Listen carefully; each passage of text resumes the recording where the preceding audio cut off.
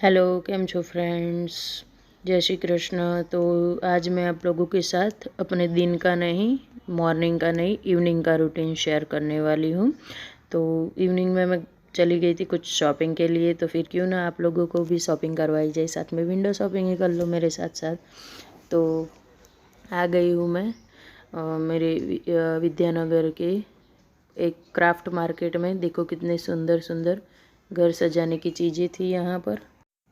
आज ना मैं आप लोगों के साथ ना कुछ ऐसा शेयर करने वाली हूँ कि नाइट में आप हमें क्या करना चाहिए एक हाउस वाइफ के तौर पे।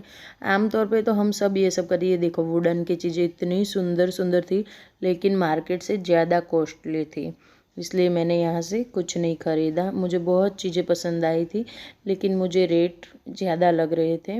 उसके बाद ये क्रॉकरी यूनिट था पूरा। क्रॉकरी मीन्स कि क्रॉकरी ही बोल सकते हैं आप लोग इसे।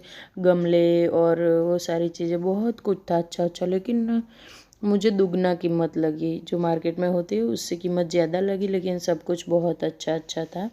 उसके बाद ये आरस के खलदस्ते और मंदिर, ये सब था। हमारे यहाँ अंबाजी में बहुत सारी आरस की चीज़ें बनती है, बहुत अच्छी अच्छी चीज़ें थी घर सजाने की। ये दूसरी वाली जगह पे मैं आ गई हूँ। दूसरे टेंट लगे हुए हैं यहाँ पे, और हर साल आता है ये सब कुछ।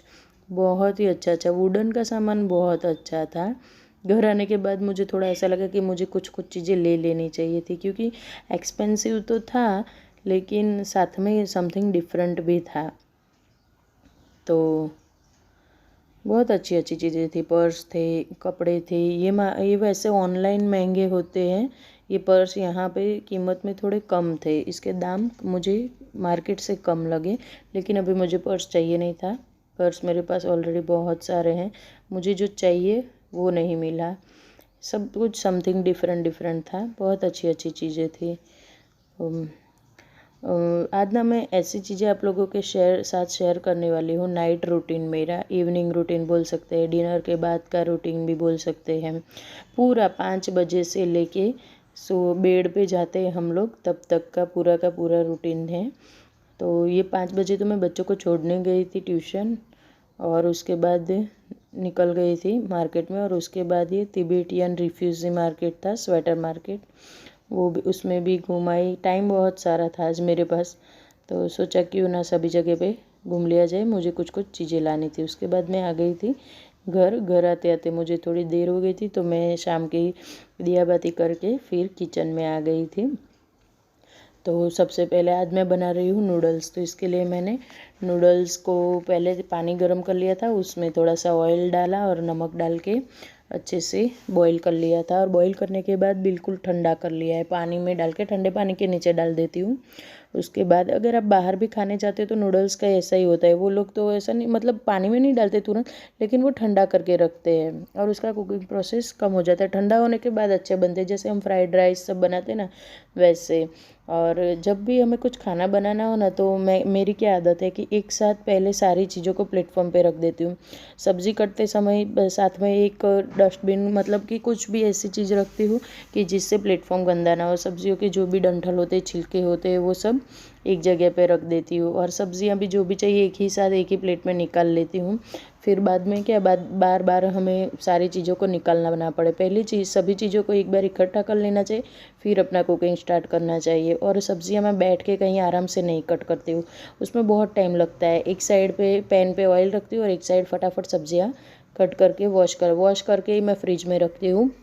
इसलिए मुझे जब भी बनानी होती है तो कोई प्रॉब्लम नहीं होता, जल्दी जल्दी बन जाता है। तो यहाँ पे मैंने नूडल्स के लिए कैप्सिकम, गाजर, ऑनियन, अदरक लहसुन का पेस्ट और कैबेज सब डाल के अच्छे से ऑयल में सौते कर लिया। और उसके बाद सारे Chinese sauces, soya sauce, red chilli sauce, green chilli sauce, थोड़ा सा विनेगर डाल के और सॉल्ट, इतना ही डाला है मैंने, कुछ नहीं डाला। सॉसेस आ जाते हैं, इससे नमक की कमी भी पूरी हो जाती है, लेकिन थोड़ा सा नमक डाला था। और उसके बाद ना मैगी मसाला है मैजिक, मैंने डाल दिया था पूरा एक से, ज़्यादा नहीं, जो 5 रुपए वाला आता है वो। मेरे घर में सबको, बच्चों को वो सब ज़्यादा पसंद है।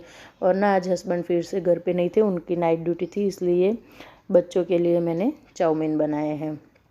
चाउमीन नूडल्स बोल सकते हो आप लोग। उसके बाद जो चाइनीज़ मसाला मेरे पास था वो मैंने डाल दिया है और फिर से अच्छे से स्टर फ्राई बोल सकते हैं आप लोग, अच्छे से सौते बोल सकते हैं। और उसके बाद ना ये नूडल्स का पैकेट घर पे ना अंश ने ऐसे पटक दिया था ना, तो थोड़ा सा टूट गया था इसलिए नूडल्स जितने चाहिए उतने लंबे नहीं बने। और यहाँ पे ना आप 2 फोक लेके भी ऊपर नीचे कर सकते हो, लेकिन मेरा ऑलरेडी टूटा हुआ था नूडल्स, इसलिए मैंने फोक यूज़ नहीं किया। और ये रेडी है नूडल्स। अब आती है बारी हमारे उस पावर आर के।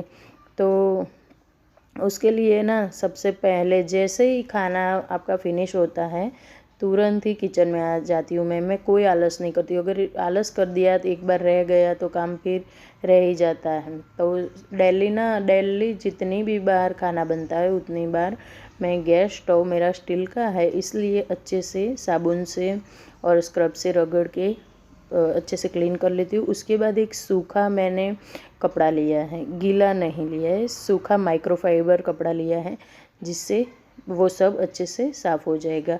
और ना शाम को या फिर दोपहर में किसी एक टाइम ना सारी चीज़ों को हटा हटा के प्लेटफॉर्म साफ़ कर दे, जितनी भी वैसे मुझे प्लेटफॉर्म पे ज़्यादा क्लटर रखना अच्छा नहीं लगता, मुझे कोई सजाने का इतना शौक़ नहीं है प्लेटफॉर्म को, इसलिए मुझे खाली ही अच्छा लगता है। जितना खाली होगा उतना दिखने में अच्छा लगेगा और चीज़ें ज़्यादा रहेगी। उसके बाद मैं पूरा प्लेटफॉर्म साफ़ कर लूँगी अच्छे से। जहाँ पे भी कुछ भी पहले गंदगी जो भी होती है उसे एक बाउल में या किसी बर्तन में रख लेती हूँ जिसमें मैं जूठन रखती हूँ उसमें, और उसके बाद कपड़ा लगाऊंगी जिससे कपड़ा भी ज़्यादा गंदा नहीं होगा। अब प्लेटफॉर्म साफ़ होने के बाद दूध मेरा नाइट में आता है, तो मैं प्लेटफॉर्म साफ़ हो जाता है, गैस स्टोव साफ़ हो जाता है, फिर जब तक बर्तन होते हैं तब तक दूध गर्म हो जाता है, इसलिए मैं दूध गर्म करने के लिए रख देती हूँ। और ना बर्तन वॉश करने से पहले सारे बर्तनों को एक बार सिर्फ पानी से, नॉर्मल पानी से धो लेती हूँ। और एक जाली वाले बर्तन में ना अच्छे से मैं उसमें पूरा का पूरा जितना भी जूठन होता है वो सब डाल देती हूँ। देखो आप देख सकते हो, इससे क्या होगा कि हमारा जो स्क्रबर होता है वो गंदा नहीं होता और उसमें स्मेल नहीं आती। मेरे स्क्रबर में कभी भी कोई किसी भी तरह की स्मेल नहीं आती, क्योंकि जूठन मैं सबसे पहले निकाल देती हूँ। जितना भी जूठा कचरा कूड़ा, बच्चे जिस घर में होते हैं वहाँ पे तो जूठन ज़्यादा ही हो जाती है।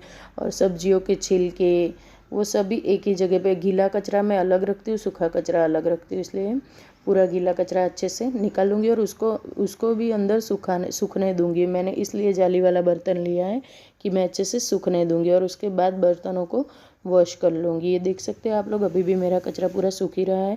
बर्तन होने के बाद डेली नाइट में अच्छे से डीपली क्लीन कर लेती हूँ अपने सिंक को, बेसिन को। अगर सिंक बर्तनों का क्लीन होगा तो नाइट में किसी भी तरह के कीड़े या कुछ भी आने का टेंशन नहीं रहता है। कुछ भी जूठन रह जाता है, पूरा दिन काम हम लोग करते कहीं ना कहीं कुछ ना कुछ तो छूट ही जाता है। तो डेली अच्छे से एक बार पूरा का पूरा सिंक क्लीन कर लेना है। और तब तक मेरा दूध भी साइड में गर्म हो गया था और यहाँ पर ना ये कचरे भी सूख रहे हैं, जो भी गीला कचरा मैंने निकाला है। और ना टैप, अब बात ये बारी नल की टैप्स की, तो नल भी डेली इसी तरह से मैं साफ़ कर लेती हूँ नाइट में, ताकि किसी भी तरह का, मतलब स्टील का नल है तो उस पर कोई स्टेन ना रहे।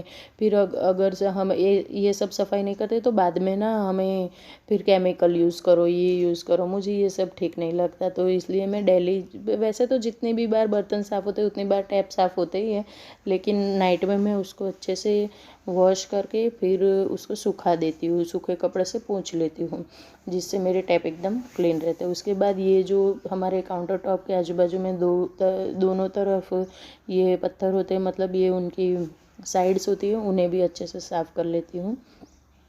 बहुत सारी चीज़ों के ये सिर्फ काम होते हैं 15-20 मिनट के, लेकिन अगर हम आलस करते हैं ना, और हाँ ये दूध अगर आप लोग मेरी तरह एंड में गर्म करते हो तो वो ठंडा नहीं होता, ज़्यादा दूध होता है तो उसके लिए एक बड़े से बर्तन में पानी आधा ही भरना है, ज़्यादा पानी नहीं भरना, और फिर उसमें दूध रख देना है। 15 से 20 मिनट में आपका दूध एकदम फ्रिज में रखने जैसा हो जाएगा। अब बारी आती है एक क्लीनर बनाने की, तो उसके लिए मैंने पानी लिया है, उसमें जितना पानी उतना विनेगर डाला है, 2 चम्मच भर के सोडा डाला, 2 चम्मच टेबल स्पून नमक डाला है। अब इस क्लीनर को हमें इसलिए बाद में सबसे लास्ट में लगा के अच्छे से सूखा कपड़ा वाइप कर लेना, और पूरे फर्नीचर पर भी मैं लगा दूंगी, ताकि इसमें नाइट में कोई भी इंसेक्ट, कीड़े या फिर आपके घर में कॉकरोचेस छोटे छोटे हो जाते हैं। अगर ये स्टेप आप लोग रात में करते हो तो आपके घर में कभी कुछ भी कोई कीड़ा नहीं आएगा, कोई कॉकरोचेस नहीं आएगा, इसकी स्मेल से कुछ नहीं आता।